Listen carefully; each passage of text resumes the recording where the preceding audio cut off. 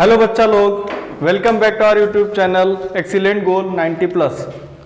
इसके पहले वाले क्लास में हम लोगों ने ओम्स लॉ को वेरीफाई कर लिया था, ओम्स लॉ का वेरिफिकेशन देखा था और वहां से एक टर्म आया था रेजिस्टेंस। आज जो क्लास है वो रेजिस्टेंस के ऊपर है। इसके पहले आप लोग जितने भी लोग हैं सभी लोग अपनी पहले इस चैनल को शेयर कर दीजिएगा और सब लोग सब्सक्राइब जरूर कर दीजिएगा ताकि आगे वीडियो देने में हमको प्रॉब्लम ना हो, थोड़ा सा मोटिवेशन मिलता है। तुम लोग तो समझते नहीं हो लेकिन मोटिवेशन मिलता है, इसलिए सभी लोग सबसे पहले शेयर करके सभी लोग चैनल को सब्सक्राइब करवा दीजिएगा। तो चलो आज का जो टॉपिक है वो क्या है, रेजिस्टेंस है। क्या है टॉपिक आपका, रेजिस्टेंस है। अब रेजिस्टेंस के बारे में जितना भी आप लोग पढ़े हो सबको पता है कि रेजिस्टेंस एक टॉपिक है जो बहुत ही इंपॉर्टेंट टॉपिक होता है। रेजिस्टेंस पे हम आते हैं कि रेजिस्टेंस क्या होता है।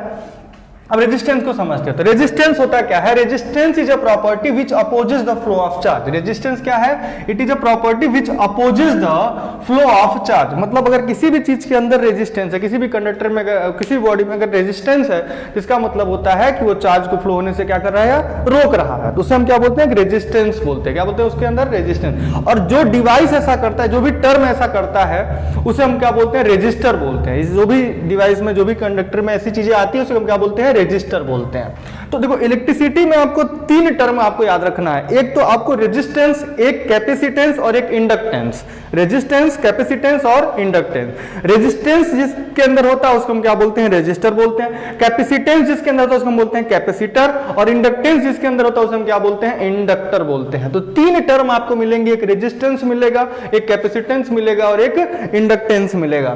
तो रेजिस्टेंस क्या होता है कि जो भी जो चार्ज को फ्लो होने से रोके उसे हम क्या बोलते हैं, रेजिस्टर बोलते हैं। और इस एबिलिटी को हम बोलते हैं रेजिस्टेंस। अब मान लो हम पता चला कि हाँ इस बॉडी में रेजिस्टेंस है, मतलब चार्ज को फ्लो होने से रोक रहा है, उसका मतलब उसके अंदर क्या है, रेजिस्टेंस है। तो रेजिस्टेंस की क्या होती है, क्वांटिटी होती है कि रेजिस्टेंस ज्यादा है कि रेजिस्टेंस कम है, तो उसे हमें पता नहीं रेजिस्टेंस होता है। तो रेजिस्टेंस की बात आ गई। रेजिस्टेंस क्या होता है, resistance is a property which opposes the flow of charge is called resistance हो गया। अब रेजिस्टेंस को रिप्रेजेंट करते हैं हम आर से। अब हमें पता ओम्स लॉ के हिसाब से आर इज इक्वल टू क्या मिला था आपको, V अपॉन आई। ये ओम्स लॉ के अकॉर्डिंग है, V अपॉन आई हो गया। तो आर इज इक्वल टू क्या होता है, V अपॉन आई। तो इसकी यूनिट क्या मिली थी हमको, यूनिट मिली थी वोल्ट पर एम्पियर। वोल्ट पर एम्पियर मिली थी। और इस वोल्ट पर एम्पियर को हम एसआई यूनिट में बोलते हैं ओम। क्या बोलते हैं, ओम बोलते हैं। तो रेजिस्टेंस यूनिट क्या हो जाती है, ओम। तो रेजिस्टेंस होता क्या है, resistance is a property which opposes the flow of charge is called resistance. तो एक ऐसी प्रॉपर्टी जो चार्ज को फ्लो होने से क्या करे, रोके, उसे हम क्या बोलेंगे, इसके अंदर रेजिस्टेंस है। उस डिवाइस को हम बोलेंगे रेजिस्टर बोलेंगे। क्या बोलेंगे, रेजिस्टर। अब रेजिस्टर अगर बात करें तो रेजिस्टेंस आपको तो मेन इसमें क्या है कि factor on which resistance depend, किस किस फैक्टर पे रेजिस्टेंस डिपेंड करता है ये हम देखेंगे। Factor on which resistance depend, मतलब किन किन फैक्टर पे रेजिस्टेंस डिपेंड करता है। ये क्लास 12th के लिए भी इंपॉर्टेंट टॉपिक है और 10th के लिए भी इंपॉर्टेंट है, सब लोग ध्यान से पढ़ना है इसको। तो फर्स्ट फैक्टर आता है length of conductor. Length of conductor, length of conductor पहला किस पे डिपेंड करता है, लेंथ ऑफ कंडक्टर पे। सेकंड किस पे डिपेंड करता है, area of cross section. Area of cross section, cross section area पे डिपेंड करता है।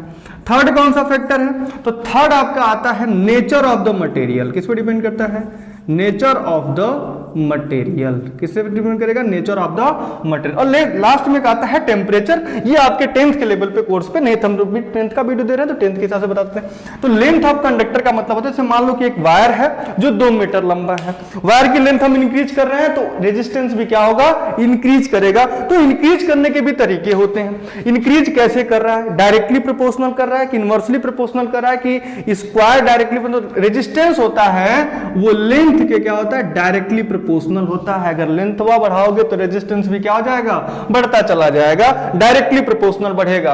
अगर ये 2 गुना होगा तो ये भी क्या हो जाएगा, 2 गुना हो जाएगा।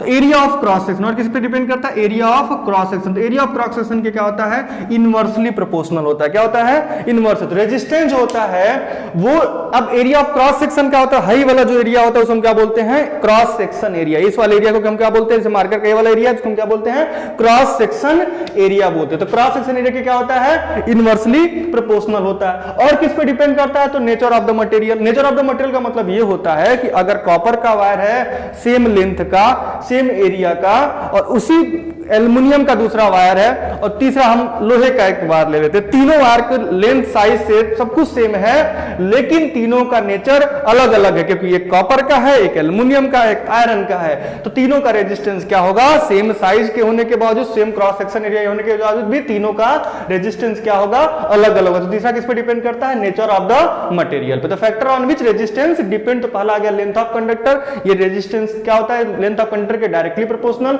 एरिया ऑफ क्रॉस सेक्शन के इनवर्सली प्रोपोर्शनल, और नेचर ऑफ द मटेरियल का मतलब होता है मटेरियल का नेचर हम चेंज करेंगे तो रेजिस्टेंस भी क्या हो जाएगा, चेंज हो जाएगा। वेरी गुड, आगे बढ़े। अगर अब इसको इक्वेशन हम अगर ए मान ले और इसको क्या मान ले, बी, इसको इक्वेशन ए बोल दिया और इसको इक्वेशन बी, दोनों के साथ मिले तो आर लिखेंगे एल अपॉन ए, क्या लिखेंगे, आर एल अपॉन ए, लेंथ के डायरेक्टली प्रोपोर्शनल, इन एरिया के इनवर्सली प्रोपोर्शनल। तब यहां से अब जब ये डायरेक्टली प्रोपोर्शनल का सिंबल हटाएंगे तो एक कांस्टेंट आएगा जिसको बोलेंगे रो, क्या बोलेंगे इसको, कांस्टेंट को इंग्लिश में बोलते हैं रो, जिसको बोलते हैं R H O into L upon A, इसको क्या बोलते हैं, रो बोलते हैं। अब इस रो को, तो यहां से रो को हम क्या बोलते हैं, इसका नाम बोला गया रेजिस्टिविटी, क्या बोला गया इसको, रेजिस्टिविटी, क्या बोला गया, रेजिस्टिविटी। और दूसरा नाम इसका है स्पेसिफिक रेजिस्टेंस, क्या नाम बोला गया, स्पेसिफिक रेजिस्टेंस, इसको क्या बोला गया, रेजिस्टिविटी बोल सकते हो, दूसरे शब्द में क्या बोल सकता है, स्पेसिफिक रेजिस्टेंस बोल सकते हो। तो इसको बोलते हैं, अब रो इज इक्वल टू आपको मिला R A upon L, rho is equal to क्या मिला, आर ए अपॉन, रो क्या है, स्पेसिफिक रेजिस्टेंस बोल सकते हो या फिर रेजिस्टिविटी बोल सकते हो। अब हम इसकी यूनिट बोले, अगर ये बहुत इंपॉर्टेंट होता है, यूनिट अगर आपसे पूछ लिया जाए, यूनिट ऑफ रो मतलब रेजिस्टिविटी की यूनिट क्या होती है, तो ओम इनटू, अब देखो आर की यूनिट होती है ओम, ए की यूनिट होती है मीटर स्क्वायर, अपॉन एल की यूनिट भी मीटर होती है। तो यहां पे मीटर स्क्वायर अपॉन मीटर जब करेंगे तो मीटर स्क्वायर, एक मीटर कैंसिल होगा तो क्या मिलेगा आपको, ohm into metre, ohm into metre. तो रेजिस्टिविटी की यूनिट क्या होती है, ओम इंटू मीटर। अब सबसे इंपॉर्टेंट तुमको एक फैक्टर दे देते हैं कि अगर हम रेजिस्टिविटी की बात करें तो रेजिस्टिविटी ओनली डिपेंड ऑन, इन तीनों में से only depend on nature of the material, nature of the material, एक इस पे डिपेंड करेगा only nature of the material. अब पूछेगा कि बताओ, अगर 1 मीटर लंबा कॉपर का वायर है और 1 मीटर लंबा वायर है और एक वायर है जो 2 मीटर लंबा कॉपर का है, तो क्या दोनों की रेजिस्टिविटी अलग अलग होगी, तो कहना नहीं, दोनों की रेजिस्टिविटी क्या होगी, सेम होगी, क्योंकि रेजिस्टिविटी ओनली किस पे डिपेंड करता है, नेचर ऑफ द मटेरियल। अब मान लो एक वायर है बहुत मोटा वायर है और एक वायर है सेम मटेरियल का, तो एक वायर का एरिया बहुत बड़ा है, खूब मोटा सा वायर, और एक क्या है, पतला सा वायर है, तो दोनों की रेजिस्टिविटी अलग अलग होगी, तो बोला नहीं, जब तक दोनों का नेचर ऑफ मटेरियल मतलब मटेरियल नहीं बदला जाएगा तब तक रेजिस्टिविटी पे कोई इफेक्ट नहीं। चाहे एक वायर कॉपर का, एक वायर 1 मीटर का हो और 1000 मीटर का दूसरा वायर कॉपर का ले लोगे तो दोनों की रेजिस्टिविटी क्या होगी, सेम होगी, क्योंकि only depend on the nature of the material. इसकी यूनिट क्या होती है, ओम इंटू मीटर होती है। यहां तक क्लियर हो गया, रेजिस्टेंस क्लियर हो गया, रेजिस्टेंस किन फैक्टर पे डिपेंड करेगा, क्लियर हो गया, रेजिस्टिविटी क्या होता है। अब देखो रेजिस्टिविटी जब एक शब्द आ गया कभी पूछता है, जब हम पूछ लेता है कि व्हाट इज रेजिस्टिविटी या फिर what is specific resistance. Specific resistance हमें पता चलेगा sir, specific resistance rho is equal to होता है R A upon L, unit होता है इसका ओम इंटू मीटर। ये ओनली किस पे डिपेंड करता है, नेचर ऑफ द मटेरियल, मतलब लेंथ बढ़ाने से रेजिस्टिविटी पे कोई इफेक्ट नहीं आता है। अब इसके आगे हम पढ़ेंगे रेजिस्टिविटी का, हम एकदम क्लियरिफाई करें कि भाई रेजिस्टिविटी को कैसे डिफाइन करेंगे हम, कि भाई रेजिस्टिविटी होती क्या है। तो रेजिस्टिविटी का डिफिनीशन अगर हम बात करें तो हमें पता चला कि sir resistivity is equal to होता है, इसका जो डिफिनीशन निकल के आता है, रेजिस्टिविटी का जो डिफिनीशन निकल के आता है रो का, वो यूनिट फार्मूले से निकल आर ए अपॉन एल अगर देखा जाए, इन्होंने क्या बोला, इसको डिफाइन करने के लिए एक क्यूब लिया, क्या लिया, एक मान लो अगर हमने एक क्यूब ले लिया, एक क्यूब, इसके डिफिनीशन से देखो, अगर हम इस एक क्यूब ले लें, इसके हर एक साइड को 1 मीटर कर दे, हर एक साइड को, क्यूब मतलब हर एक साइड बराबर है 1 मीटर, इसका हर एक साइड है, हर एक साइड को 1 मीटर, मतलब ए इज इक्वल टू क्या हो गया 1 मीटर। मान लो इस एरिया, इसका एरिया ऑफ क्रॉस सेक्शन क्या होगा 1 मीटर स्क्वायर, और इसका भी एरिया ऑफ क्रॉस सेक्शन क्या होगा 1 मीटर स्क्वायर होगा, और यहां से तक लेंथ कितनी होगी 1 मीटर। अगर ए की वैल्यू 1 मीटर स्क्वायर और एल की वैल्यू क्या है 1 मीटर है, मतलब एक cube if a cube of all side of this 1 meter when charge flow from one surface to opposite surface, एक सरफेस से मान लो कोई चार्ज क्यू है, इस सरफेस से इस सरफेस पे जा रहा है, तो जितना रेजिस्टेंस ऑफर्ड होता है, कोई करंट मान लो फ्लो हुआ,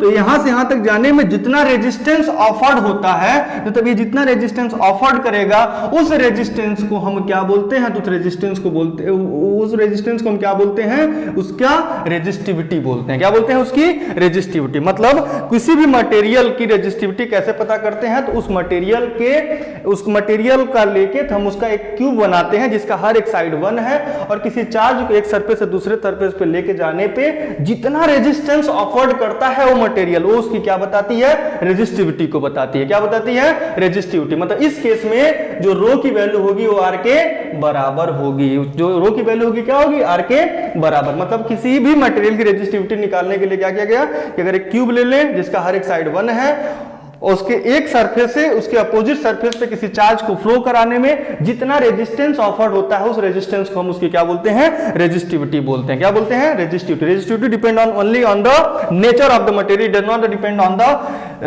length and area of cross section of the wire. अब मैथ पता चल गया रेजिस्टिविटी क्या होती है, रेजिस्टिविटी की यूनिट ओम इनटू मीटर, इसको हम स्पेसिफिक रेजिस्टेंस भी बोलते हैं। अब हमें पता चला कि सर रेजिस्टेंस तो बदलता रहेगा, रेजिस्टेंस क्योंकि लेंथ पे डिपेंड करता है, और रेजिस्टेंस किस पे डिपेंड करता है, एरिया ऑफ क्रॉस सेक्शन पे डिपेंड करता है। तो अब हम अगर लेंथ को चेंज करें या फिर area of cross section change करें, तो हमें किसी वायर की अगर हमको लेंथ चेंज करनी है, उसके 2 तरीके हैं। लेंथ को चेंज करें, लेंथ चेंज करने के क्या है, 2 तरीके हैं। क्या है, 2 तरीके। एक तो हो गया स्ट्रेच करके, क्या करके, स्ट्रेच करके हम उसकी लेंथ क्या कर सकते हैं, चेंज कर सकते हैं। एक हो सकता है कि हम उसको ऐड कर दें उसमें किसी वायर को, या फिर हम उसमें से किसी वायर को क्या कर दें, कट कर दें। एक वायर को उसमें ऐड कर दें या फिर क्या कर दें, कट कर दें। तो स्ट्रेच करेंगे तो क्या होगा, ऐड या फिर कट करेंगे तो क्या होगा। तो जब देखो लेंथ चेंज करने के 2 तरीके मिले, एक तो स्ट्रेच करके, और एक स्ट्रेच मतलब खींच के, और एक होता है हम उसमें दूसरा वायर ऐड कर दें या फिर उसी वायर को 2 पार्ट में कट कर दें। 2 तरीके हम लेंथ चेंज करने के। तो जब हम स्ट्रेच करेंगे तो क्या होगा, तो स्ट्रेच करने के जब अगर हम कोई वायर लेते हैं, मान लो कि हम एक तार, एक रबड़ देखते हो कि रबड़ को जब ऐसे खींचते हो तो रबड़ पतला हो जाता है, दुबला देखते हो ना, हो जाता है। जैसे मान लो अगर एक वायर जैसे खींचेंगे तो पतला हो जाता है। तो स्ट्रेच करेंगे तो हमें देख रहे हैं कि अगर उसकी लेंथ बढ़ रही है, रबड़ को जब खींचते हो तो क्या होता है, उसका लेंथ बढ़ता है और एरिया ऑफ क्रॉस सेक्शन क्या होता है, घटता है। और अगर हम इसको ऐसा काट देंगे तो एरिया ऑफ क्रॉस सेक्शन पे कोई इफेक्ट नहीं पड़ेगा, लेंथ आधी हो जाएगी लेकिन एरिया ऑफ क्रॉस सेक्शन पे कोई फर्क नहीं पड़ेगा। मान लो एक मार्कर है, इसमें दूसरा मार्कर ऐसे जोड़ देंगे तो लेंथ दोगुनी हो गई, लेकिन एरिया ऑफ क्रॉस सेक्शन पे कोई इफेक्ट नहीं आया। मतलब स्ट्रेच जब करेंगे तो लेंथ बढ़ाएंगे तो एरिया ऑफ क्रॉस सेक्शन क्या हो रहा है, घट रहा है। ऐड और कट वाले केस में कोई फर्क नहीं पड़ेगा। अब मान लो इसी को हम कट करते हैं, कट करने का तरीका ऐसे बीचों से बांस नहीं से फाड़ते हैं, से फाड़ के 2 पार्ट में कर दें, एरिया ऑफ क्रॉस सेक्शन आधी हो गई लेकिन लेंथ पे कोई इफेक्ट नहीं पड़ा। तो हमें लेंथ चेंज करें या फिर लेंथ या फिर एरिया को चेंज करने के 2 तरीके, लेंथ या फिर ऐसा लिख सकते हो एरिया, लेंथ या एरिया चेंज करने के 2 तरीके, तो स्ट्रेच करके और एक क्या कर सकते हैं, ऐड या फिर कट करके करेंगे। तो देखो जब स्ट्रेच करेंगे हम वायर को, क्या करेंगे, वायर को हम स्ट्रेच करेंगे, तो मान लो कि हमने लेंथ को कर दिया n टाइम्स कर दिया। क्या कर दिया, देखो स्ट्रेच वाले केस में शॉर्ट ट्रिक बता दे तुमको, एक बार देखते ही क्वेश्चन का आंसर आ जाएगा। अगर लेंथ को हमने कितना कर दिया, n टाइम्स कर दिया खींच के, तो उसका area of cross section 1/n times हो जाएगा। रट्टा मार लो, अगर लेंथ को आप n टाइम्स करोगे तो area of cross section 1/n times. दूसरी भाषा में अगर एरिया ऑफ क्रॉस सेक्शन तुम स्ट्रेच करके n टाइम्स कर रहे हो तो लेंथ क्या हो जाएगा, 1/, उल्टा चलेगा दोनों आपस में। इस केस से जो रेजिस्टेंस हो जाएगा वो n² टाइम्स हो जाएगा। क्या हो जाएगा बच्चा, n² टाइम्स हो जाएगा। मतलब क्लियर ये हो गया कि अगर कोई क्वेश्चन पूछा आपसे कि अगर एक वायर है जिसकी लेंथ 5 मीटर है या फिर लेंथ उसकी L है, जो भी है दे दिया, बोला उसको खींच के उसकी लेंथ को हम 2 गुना कर दिए, लेंथ को क्या कर दिए, 2 गुना कर दिए। अगर उसकी लेंथ 2 गुना कर दिए तो जितने टाइम्स लेंथ बढ़ता है उसका स्क्वायर टाइम्स क्या होता है, रेजिस्टेंस हो जाता है। तो आपसे पूछा कि वायर है, wire of resistance 5 ohm, if its length increase by 2 times by stretching, then find the resistance of the wire. तो जितना उसका रेजिस्टेंस है, अगर 2 गुना उस वायर की लेंथ को स्ट्रेच करके किया है तो रेजिस्टेंस कितना हो जाएगा? 4 गुना हो जाएगा। मतलब अगर लेंथ n टाइम्स तो एरिया 1/n टाइम्स और रेजिस्टेंस कितना हो जाएगा? n स्क्वायर टाइम्स हो जाएगा। कितना हो जाएगा? n स्क्वायर टाइम्स हो जाएगा। क्लियर हो गया बच्चा? चलो अब ऐड या फिर कट करने की अगर हम बात करें, ऐड या फिर अगर हम कट करने की बात करें तो इसके पीछे देखो क्वेश्चन क्या है। ऐड करेंगे तो क्या होगा? मान लो हम एक वायर में दूसरा वायर ऐड किए, उसकी लेंथ को 2 गुना कर दिए, तो जेड अगर ऐड करेंगे तो इसमें 2 केस बन सकता है। देखो हमको ऐड या फिर कट 2 तरीके से कर सकते हैं। ऐड कैसे कर सकते हैं? अगर मान लो हम लेंथ के अकॉर्डिंग चलें, अभी लेंथ के अकॉर्डिंग अगर हम चलें तो अगर लेंथ को हम ऐड करके n टाइम्स करेंगे, अगर n टाइम्स करेंगे तो एरिया पे तो कोई इफेक्ट आया नहीं, तो एरिया तो जैसा था वैसे का। कौन सा एरिया देखना है? क्रॉस सेक्शन एरिया देखना है। हाई वाला एरिया मत देख लेना, हाई वाला एरिया देखना, क्रॉस सेक्शन इसको एरिया को बोलते हैं। अगर लेंथ n टाइम्स किया गया है तो रेजिस्टेंस भी n टाइम्स हो जाएगा। रेजिस्टेंस भी क्या हो जाएगा? n टाइम्स हो जाएगा। जितने टाइम्स वो किया जाए, मतलब लेंथ अगर n टाइम्स तो रेजिस्टेंस भी n टाइम्स। लेकिन ये कब अप्लाई होगा? जब एरिया ऑफ क्रॉस सेक्शन पे कोई इफेक्ट नहीं डाला गया हो। रेजिस्टेंस अगर लेंथ अगर n टाइम्स, रेजिस्टेंस भी n टाइम्स। या फिर दूसरी भाषा में बोल सकते हैं, अगर एरिया को आधा कर दिया गया, अगर एरिया को हमने मान लिया n टाइम्स कर दिया, n कुछ भी हो सकता है, 1/5 भी हो सकता है, 1/4 कुछ भी हो सकता है। अगर एरिया को हम n टाइम्स किए हैं तो रेजिस्टेंस क्या हो जाता है?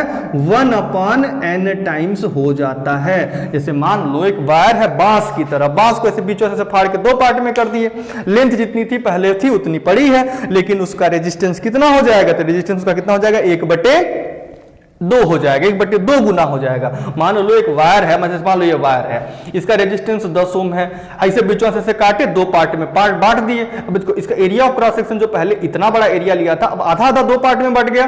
तो अगर पूरे का एरिया रेजिस्टेंस अगर 10 था तो अब आधा इधर चला गया, आधा तो 5 ओम इसका और 5 ओम इसका। अब मान लो यह वायर है, इसको 2 पार्ट में बांट के, एक पार्ट इधर कर दो, एक पार्ट इधर कर दिए। इस केस से एरिया पे तो कोई इफेक्ट नहीं पड़ा। एरिया ऑफ क्रॉस सेक्शन जितना देखो पहले जितना एरिया था, ये वाला एरिया, अभी कट होगा तो भी तो एरिया उतना रहेगा, लेकिन फर्क किस पे पड़ गया? उसकी लेंथ आधी हो गई। तो लेंथ जब उसकी आधी हो गई तो रेजिस्टेंस भी कितनी हो जाएगी? आधी हो जाएगी। अब देखो लेंथ अगर आधी हो गई तो रेजिस्टेंस भी क्या हो गई? आधी। एरिया वाले केस में क्या है? इसका एरिया 1/2 हो गया। अगर एरिया क्या हो गया? 1/2 हो गया तो रेजिस्टेंस क्या हो जाएगा? 2 गुना हो जाएगा। मतलब ऐसे काट के ऐसे फाड़ के 2 पार्ट में अगर इसको करोगे तो मान लो इसका रेजिस्टेंस 10 ओम है, ऐसे फाड़ के जब 2 भाग में इसको बांटे तो क्या होगा? अगर इसका रेजिस्टेंस 10 ओम था, जब 2 पार्ट में ऐसे फाड़ के जब 2 पार्ट में हम इसको करेंगे तो इसका रेजिस्टेंस कितना हो जाएगा? 20 का हो जाएगा। कितने का हो जाएगा? 20 का हो जाएगा। तो देखो लेंथ या फिर एरिया चेंज करने के 2 तरीके, तो स्ट्रेच करके एक ऐड या फिर कट करके। स्ट्रेच करेंगे तो लेंथ को अगर n टाइम्स करेंगे तो एरिया हो जाएगा 1/n टाइम्स, रेजिस्टेंस कितना हो जाएगा? n square times. ऐड या फिर कट वाले केस में क्या होगा? अगर लेंथ n टाइम्स करोगे तो रेजिस्टेंस n टाइम्स। अगर लेंथ 2 गुना करोगे ना बढ़ा के तो रेजिस्टेंस भी 2 गुना हो जाएगा। लेंथ आधा करोगे तो रेजिस्टेंस भी आधा हो जाएगा। एरिया वाले केस में अगर एरिया को आप इसे मान लो, इसको एरिया इतना बड़ा एरिया तो इसको मोटा करके और इसका 2 गुना एरिया कर दिया। आपने क्या कर दिया? इसका एरिया क्या कर दिया? 2 गुना कर दिया। तो 2 गुना जब एरिया करोगे तो रेजिस्टेंस कितना हो जाएगा? 1/2 गुना हो जाएगा। या फिर एरिया को अगर आपने 5 गुना कर दिया, या फिर एरिया को आपने 1/2 कर दिया, एरिया को क्या कर दिया? आधा कर दिया, ऐसे फाड़ के 2 पार्ट में कर दिया। जब एरिया को 1/2 किया तो रेजिस्टेंस 2 गुना हो जाएगा, क्योंकि उल्टा चलेगा। क्या चलेंगे? दोनों उल्टा चलेंगे। यहां तक क्लियर हो गया?